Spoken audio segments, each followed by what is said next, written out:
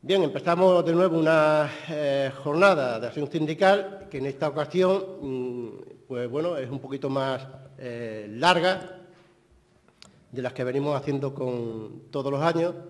Tiene que ver, ya lo explicamos a través de las circulares, que el año que viene estamos en proceso congresual. Por lo tanto, no vamos a tener la oportunidad de hacer las jornadas de negociación colectiva. Eso no quiere decir que una vez que pase el Congreso, bueno, pues veamos en qué condiciones estamos y si hacemos una jornada de negociación colectiva ya con referencia al año siguiente, al año 2021, si hace falta y es necesario. Eso ya lo valoraremos en su momento, ¿no? Bueno, me vais a permitir que empiece la jornada de negociación colectiva haciendo una referencia al diálogo social. Bueno, como sabéis, durante una larga etapa en nuestro país el diálogo social brilló por su ausencia. Afortunadamente se produce un cambio de gobierno y nos permite recuperar el diálogo social, nos permite introducir aquellos elementos que año tras año estábamos tratando de llevar a ese diálogo social y era imposible por las políticas que se desarrollaban en nuestro país. Bueno, con ese cambio de gobierno se da la posibilidad, iniciamos un proceso de diálogo social importante, en cuanto que trasladamos a ese diálogo social elementos tan importantes como es la reforma laboral, la derogación, perdón, de la reforma laboral, aquellos aspectos de la reforma laboral más lesivos, como es la ultraactividad, como es la prevalencia del convenio de empresa, es decir, como es la causalidad, recuperación de la causalidad de la contratación, y todos aquellos aspectos que nos han hecho o que han llevado al mercado laboral en nuestro país a la situación de degradación en la que se encuentra y que ha producido la mayor precariedad que hemos conocido nunca en nuestro país en todo el proceso democrático que llevamos, como digo, en nuestro país. Y en comparación con Europa, bueno, pues las tasas de temporalidad son tremendas, superiores a las que hay en Europa y la devaluación salarial que produce la reforma laboral, que es la consecuencia máxima de esa reforma laboral, bueno, pues todos los estamos viviendo en estos momentos. Como digo, trasladamos al diálogo social ese planteamiento. Pensamos que el cambio de gobierno y los compromisos del gobierno, antes de llegar, pues iban a ir en la línea, en muy poquito tiempo, de ser capaz de derogar esa reforma laboral y de introducir aquellos elementos que permitieran la recuperación de las relaciones laborales en el terreno laboral. Bueno, como quiera que al final, por no ir detallando dato a dato, voy a lo global, como quiera que al final estuvimos muy cerca de llegar a un acuerdo en el que realmente se podía haber derogado aquellos aspectos más lesivos de la reforma laboral y se podía haber producido un salto importante, cualitativo, en lo que es la recuperación de las relaciones laborales, en lo que es acabar con la devaluación salarial que imponía y que ha venido a imponer esa reforma laboral. Bueno, se produce esa posibilidad, pero desgraciadamente cuando en enero del año pasado ya redactamos el documento para poder llegar a la firma de ese acuerdo, bueno, pues unos señores que se sientan en la mesa también, que son los señores empresarios, plantearon que ellos no iban a firmar ningún acuerdo y que, bueno, se levantarían de la mesa o sencillamente no participarían en el resultado final de ese acuerdo. Lamentablemente, el Gobierno, pues, no firmó el acuerdo.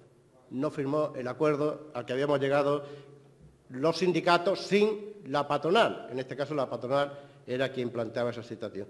Luego, oportunidad perdida, una gran oportunidad perdida. La ilusión que teníamos todos puestos en ese cambio de gobierno y lo que nos vimos luego en el resultado del diálogo social, pues fue una gran oportunidad perdida. Los cambios que se han venido a producir, que tienen que ver con igualdad, que tienen que ver con algunos aspectos más, como es el registro diario de la jornada, digamos, aquellos aspectos que se habían tratado en el diálogo social y se tenían que haber desarrollado desde la perspectiva conjunta, es decir, desde la perspectiva de situar a los sindicatos en ese lugar que estamos reivindicando hace tiempo, en la no participación en el diálogo social, pues este Gobierno actuó, no digo igual que el otro, porque no tiene nada que ver, pero realmente puso en marcha el registro de la jornada, puso en marcha el diálogo, el cambio legislativo en los términos de igualdad y lo hizo vía decreto ley o lo hizo, bueno, casi todo lo hizo por vía decreto ley, con lo cual nos dejaba al margen o nos ha dejado al margen también de una forma diferente a los sindicatos en el diálogo social. Con lo cual, bueno, como digo, oportunidad perdida, esperamos que en la nueva situación que podamos ver, porque al final el Gobierno tiene que haber, ¿no? Pensáis que tiene que haber algún Gobierno, ¿no? Igual que yo. Por lo tanto, lo que iremos es a votar y seguramente saldrá un Gobierno. Esperemos que ese Gobierno sea el que todos queremos, un Gobierno progresista, un Gobierno que nos permita desarrollar esas políticas que vamos reivindicando y estamos peleando para que se pongan en marcha, acabar de una vez en este país con esa nueva categoría de trabajadores pobres que cada día se afianza más, que cada día se consolida más y, por lo tanto, yo creo que con ese espíritu vamos a esperar que se produzcan los cambios o se produzca el proceso electoral y al final se produzca un Gobierno con el cual poder avanzar en la consecución de esos objetivos. No vamos a renunciar a la derogación de la reforma laboral. No vamos a renunciar a la derogación de la reforma laboral del 2013 que tiene que ver con las pensiones. No vamos a renunciar. Ese va a ser nuestro caballo de batalla. Igual que durante este proceso, con el cambio de Gobierno, fuimos capaces de situarnos en ese espacio donde favorecer también que el Gobierno fuera consolidándose y dijimos, hablemos de aquellos aspectos más lesivos. Ahora ya no vamos a hablar de los aspectos más lesivos, vamos a hablar de la derogación en su conjunto de la reforma laboral, tanto como la del 2013 que tiene que ver con las pensiones. Ese es nuestro objetivo y en ese planteamiento nos vamos a situar en los próximos meses. Va a depender de la política y va a depender del próximo Gobierno en que lo situemos dentro del marco de la mesa del diálogo social, lo situemos dentro de lo que se consigue en el equilibrio dentro del diálogo o lo vamos a situar en la calle donde se consigue desde otra perspectiva y desde otro equilibrio que es desde la correlación de fuerza que seamos capaces de generar movimiento sindical en nuestro país, que también falta nos hace de recuperar. Bien, yendo a lo que es, quiero hablar sobre tres aspectos de la negociación colectiva. Primero, bueno, hacer una valoración de la ANC. Estamos planteando que gracias a que fuimos capaces de llegar a un acuerdo en la ANC con dos temas fundamentales, uno el salario a 1.000 euros y otro ser capaces de marcar un objetivo salarial hasta el año 2020, yo creo que eso nos ha llevado a avanzar en la negociación colectiva y a ser capaces de ir recuperando parte de ese poder de pérdida de compra, poder adquisitivo que hemos tenido a lo largo de estos años. Luego, cuando marcamos en el ANC, con todas las dificultades que tenía, el hablar de un salario que estuviera por encima del 3%, o que estuviera en el entorno del 3%, bueno, las dificultades fueron muchas, pero al final fuimos capaces de llegar a un acuerdo que situaba el aumento salarial hasta el 2020 en el 2% con un 1% variable, y yo creo que en base a eso sí se ha producido un cambio en el mundo empresarial en cuanto a que se ha seguido de alguna forma esa línea que se ha marcado dentro de la ANC. Eso nos ha permitido avanzar en una línea y en una situación que se ha podido avanzar en una negociación, digamos, más tranquila, más sosegada o más relajada hacia ese objetivo del 2% y hemos superado ese 2% en el conjunto, en un incremento salarial medio para este año, una media del 2,29%, con lo cual yo creo que eso en los convenios de empresa supone un 1,91%. Bueno, creo que a pesar de todo estamos en buenas condiciones para mejorar ese objetivo en el que nos marcamos, que era ese 3%, y por lo tanto yo creo que en ese margen, en el margen que nos da la recuperación económica, en el margen que nos da que esa recuperación económica no ha llegado al conjunto de los salarios, a los salarios de los trabajadores y trabajadoras, eso nos tiene que permitir seguir avanzando en la negociación hacia ese objetivo que es el 3% durante el año en el que entramos 2020. Otro de los temas importantes del acuerdo con la patronal fue introducir el elemento del convenio mínimo 1.000 euros. Bueno, sabéis que ese era uno de los objetivos de la campaña que iniciamos hace 2 años, en el que teníamos que marcarnos como objetivo de recuperación del poder adquisitivo de toda esta etapa de crisis, situarnos en esos 1.000 euros y, sobre todo, situarnos en esos 1.000 euros porque viene a suponer el 60% de la media de los salarios, tal como marca la Carta Social Europea. Y en ese aspecto, bueno, incomprensiblemente fuimos capaces de ponernos de acuerdo con la patronal. Digo incomprensiblemente porque realmente estábamos muy lejos de poder llegar a ningún acuerdo con la patronal con respecto a esa situación. Visto lo visto que se produce con el cambio de gobierno, yo creo que la propia patronal es capaz de entender, fue capaz de entender que o se producía algún encuentro entre los agentes sociales, entre los sindicatos y la patronal, dentro de la ANC, que pudiera abrir un camino hacia ese concepto de salario mínimo 1.000 euros, o por el contrario le iba a venir dado por la vía de la política, por la vía de la administración. Bueno, son los dos conceptos que podemos interpretar que fueron los logros dentro del ANC que tiene como duración hasta el año 2020.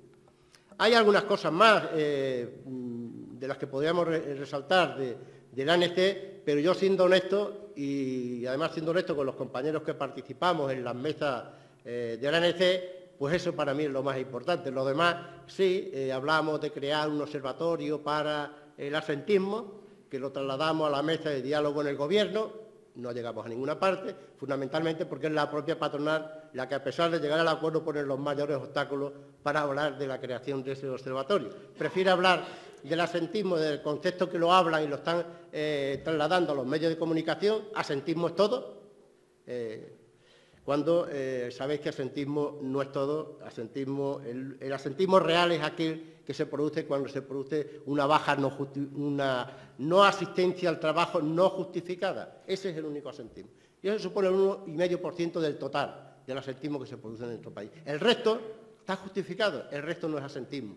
Por lo tanto, va a haber muchas dificultades para poder crear ese observatorio, o habría menos dificultades si el Gobierno pusiera todo el interés en realmente saber cuál es la realidad del absentismo en nuestro país, que eso nos ayudaría a todos también para introducir elementos de cambio en esa situación y, sobre todo, para quitarle el discurso a la patronal de que no son competitivos y de que hay que mirar el absentismo desde la perspectiva de las mutuas. Es decir, ese es el objetivo. Es decir, la sanidad pública no da el resultado apetecido por los empresarios y, por lo tanto, quiere trasladar cada día más volumen de negocio a las mutuas y, con lo cual, más recursos de los que todos aportamos a las mutuas. Las mutuas tienen un espacio y no pueden tener el espacio que pretenden los empresarios con respecto al tema que nos ocupa. Bueno, ayer presentamos una rueda de prensa en el que hablamos sobre tres elementos de nuestro punto esenciales, importantes, en el que tenemos que volcarnos durante el año que viene también, que son el salario mínimo interprofesional. ¿Cómo se está aplicando el salario mínimo interprofesional? Para que no nos asustemos cuando aparezcan cosas por ahí, de qué complementos son absorbibles y qué complementos no son absorbibles.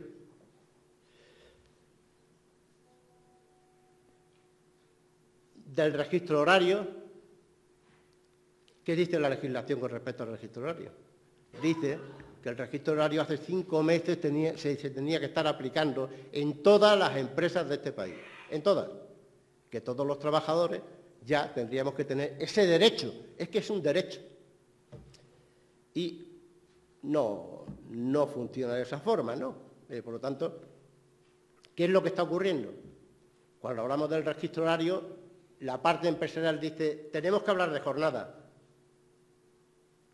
o tenemos que hablar de aquello que me permita la mayor flexibilidad posible, pero de la perspectiva más amplia posible. Es decir, ¿y a cambio yo qué tengo? Esa es la flexibilidad que entiende. ¿Y a cambio yo qué tengo? Tenemos el cambio legislativo que se ha producido importantísimo en igualdad.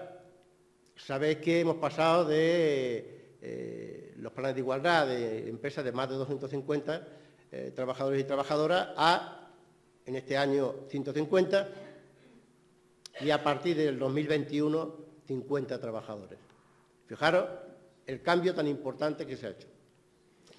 Pero poniendo el acento en los tres temas que os acabo de decir, los tres tienen un mismo problema.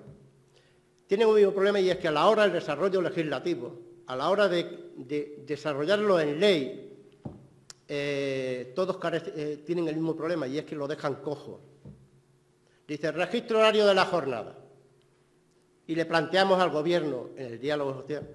Todos son temas del diálogo social. Luego aparecen como propios del Gobierno, pero son del diálogo social. Cuando hablamos del registro horario de jornada, le planteamos al Gobierno, mire, lo mejor, para que sea posible en este país que el registro horario sea algo que todos podamos ver, es que la ley salga completa. Es decir, diga cómo se hace, cómo se tiene que poner en marcha y de qué forma. Y, sin embargo, en el registro horario, como en los otros dos temas, digamos que la legislación sale y dice, o la ley sale y dice, se pone en marcha a partir del día 5 de mayo, bueno, era marzo primero, hubo una próloga hasta el 5 de mayo, se pone hasta el 5 de mayo y luego las partes, cómo y de qué forma es la negociación colectiva la que lo tiene que poner en marcha. Y le dijimos, ¿cómo va a hacer la negociación colectiva la que cubra ese espacio si tenemos una reforma laboral? Tenemos una reforma laboral que niega la mayor, y la mayor es que si no tenemos la posibilidad de negociar sectorialmente ese registro horario, difícil va a ser que lo podamos hacer empresa a empresa en este país. Y más con la vocación empresarial que le da, la autoridad que le da esa reforma laboral a los empresarios de trasladar la negociación a la empresa. Por lo tanto, sabiendo que esas dificultades estaban ahí, no sé por qué se extrañan ahora de que una parte muy importante de empresas en este país no tenga todavía el registro horario de jornada. Y no puede decir la Inspección de Trabajo, que es la herramienta que debe de controlar esa situación, no puede decir, no, es que como en la medida que se vayan produciendo las denuncias iremos actuando. No puede decir eso. La Inspección tiene que actuar de oficio. Hay una ley, es un derecho, y como tal derecho lo tengo que tener. Y como tal derecho, la herramienta que tiene la Administración y la que tenemos todos, que es la Inspección de Trabajo, es de controlar esa situación y llevarlo a la práctica. Dijimos también en el diálogo social con respecto al registro de la jornada o el salario mínimo interprofesional, que desde la perspectiva de la Inspección de Trabajo también se tendrían que modificar algunos elementos. ¿Cómo se sanciona a un empresario que continuamente en nuestro país está haciendo fraude en la contratación, fraude en las horas extraordinarias? Bueno, pues lo sabéis todos igual que yo. Hay un acta, se levanta un acta, se sanciona a la empresa, 606.000 euros y ahí acabamos. Y le dijimos no, hicimos una propuesta que era fácil de entender. Hasta ahora se sanciona a la empresa independientemente del número de trabajadores que estén en esa situación. Lo que queremos es que se sancione a la empresa por cada uno de los trabajadores que estén en esa situación. Con lo cual, si eso hubiese avanzado, con toda seguridad los empresarios serían menos adictos, porque son empresarios adictos al fraude y a esa realidad que vivimos en de no respeto a las normas, ¿no? Hay una frase por ahí que lo define muy bien, que es anomia, ¿no? Es decir, la falta de respeto a las normas. Hay una falta de respeto absoluta de los empresarios a las normas en nuestro país, por lo tanto, tiene que haber, desde el punto de vista legal, algo que obligue, y lo único que obliga al empresario es cuando le toque en el bolsillo, cuando realmente no sea una sanción de 600 euros, sino que sea una sanción de 600 euros por cada uno de los 100 trabajadores o por cada uno de los 50 trabajadores que pueda tener la empresa o por cada uno de los 10 trabajadores que pueda tener la empresa. No sería sostenible esa vocación de fraude que tienen los empresarios en nuestro país, porque tienen verdadera vocación. Ese es el gran problema que tenemos en nuestro país. Con respecto al tema de igualdad, luego hay una mesa en la que la compañera Cristina y las compañeras que intervendrán en la mesa os van a trasladar mejor que lo voy a hacer yo todos los cambios que se han venido a producir. Pero yo solamente quiero recordar una cosa.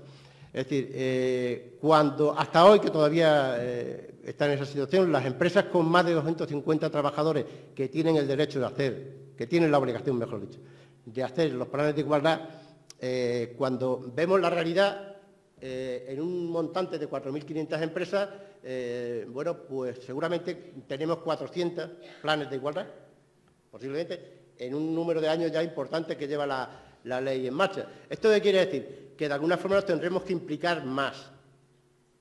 Los compañeros y compañeras delegados, responsables de la negociación colectiva, nos tenemos que implicar más. No nos lo van a dar. O nos implicamos, forzamos la maquinaria, y hay un elemento que es fundamental. Ante la no negociación, la denuncia. Hay que denunciar cada uno, en cada una de las empresas donde estamos, qué está ocurriendo, por qué no se produce el plan de igualdad. Porque estoy hablando de las empresas de más de 250 trabajadores, que tenemos correlación de fuerza, que la única forma de ayudar a esos miles y miles de empresas, o millones de empresas, microempresas que tenemos en este país, es que las mayores seamos capaces de hacer el trabajo. Y lo tenemos fácil. ¿Y por qué no lo hacemos? Quizás esa es una pregunta que tenemos que hacernos. Es decir, y ahora englobo los tres derechos. Registro horario. ¿Por qué no denunciamos donde no se produce el registro horario desde el día, desde mayo, desde el 12 de mayo? ¿Por qué no denunciamos? ¿Qué nos impide denunciar eso? ¿Qué nos impide que un derecho que tienen que tener los trabajadores seamos incapaces de denunciarlo? ¿Qué nos ata a no denunciarlo? Tendríamos que hacernos esa reflexión. Estamos hablando de un derecho. Tenemos la parte más fácil, que es o se negocia o se denuncia, pero tenemos que hacer una de las dos. La importante es negociar, sentarnos, a ver por qué no se ha puesto ya el registro horario en nuestra empresa o en nuestro sector. ¿Por qué no se ha puesto? Y una vez que sabemos por qué no se ha puesto o por qué no se quiere poner, pues el siguiente paso es la denuncia. Y todavía queda otro paso más, que también parece que nos olvidamos, ¿no? Poquito a poco en el tiempo, que es la confrontación.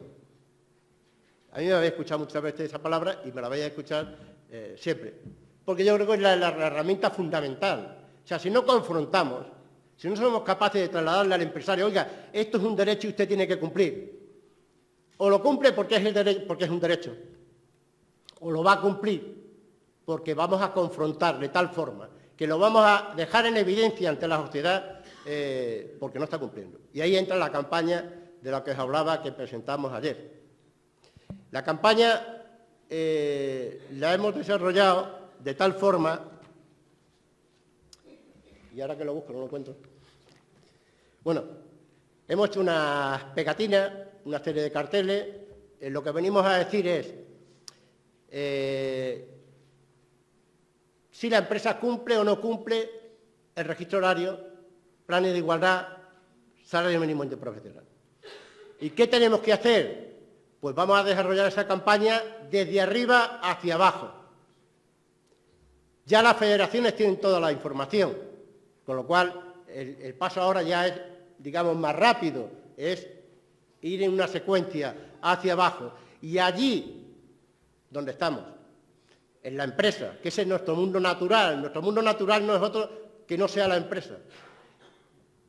En el mundo natural en el que vivimos, que son las empresas, que están los trabajadores, allí donde no se cumple uno de los tres aspectos, tenemos que denunciarlo.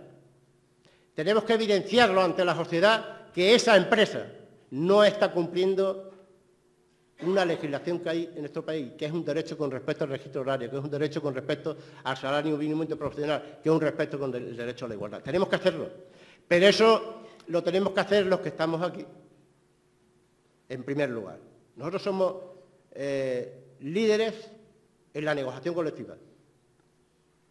Mejor dicho, cuadros de la negociación colectiva.